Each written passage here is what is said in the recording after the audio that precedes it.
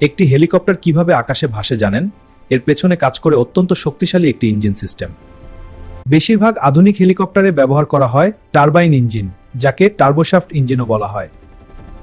প্রথমে বাতাস air intact দিয়ে ইঞ্জিনের ভিতরে প্রবেশ করে। এরপর কম্প্রেসর ব্লেড বাতাসকে প্রচণ্ড চাপে সংকুচিত করে। এই সংকুচিত বাতাসের সাথে জ্বালানি মিশিয়ে দেওয়া হয়।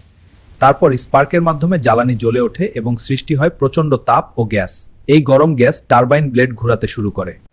টারবাইন একটি শাফটের মাধ্যমে শক্তি পাঠায় গিয়ারবক্সে। গিয়ারবক্স সেই শক্তিকে নিয়ন্ত্রণ করে এবং সঠিক গতিতে রোটরে পাঠায়। রোটর ব্লেড ঘুরে বাতাসকে নিচে ঠেলে দেয়।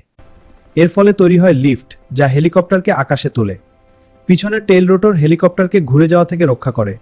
টেইল রোটর না থাকলে পুরো হেলিকপ্টার ঘুরতে থাকত। পাইলট থ্রোটল বাড়ালে ইঞ্জিনের শক্তি বাড়ে।